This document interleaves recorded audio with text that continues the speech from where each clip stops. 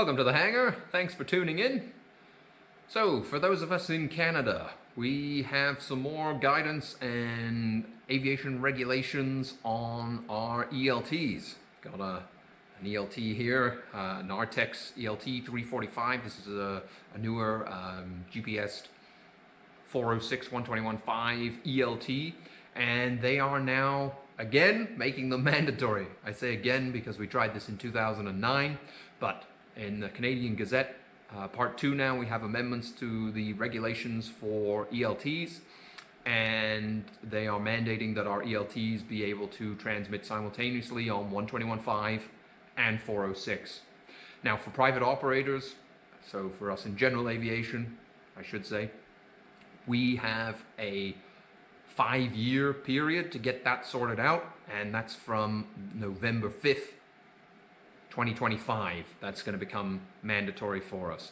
They've also tweaked the regulations now so that the global exemption that allowed your aircraft maintenance engineer to install your ELT in the aircraft, that is no longer in place, but instead they've written the regulation so that as long as the ELT is not linked to any other avionics in the aircraft, it can be installed by your AME.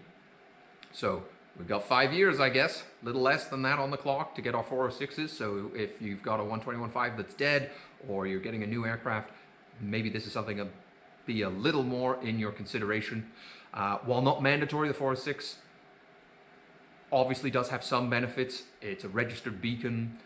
It's monitored in a satellite system.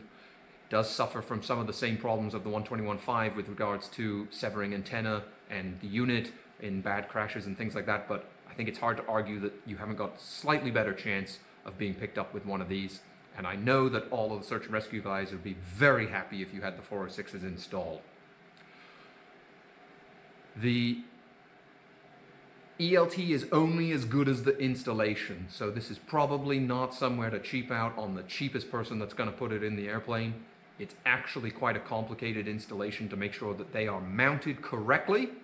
Believe it or not, I have seen new and old mountings of ELTs with things like tape and gear clamps and a few sheet metal screws holding a bracket down.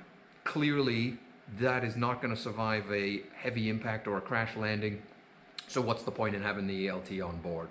So take a look. I'll put the link for the new regulations below, but basically just less than 5 years, 4 or 6 ELTs are going to be mandatory in Canada. Something to start looking into and considering. Stay safe, get lots of flying done. Hope to hear from you all soon. Please subscribe if you're liking the content. It'd be a great support for the channel. Happy tailwinds.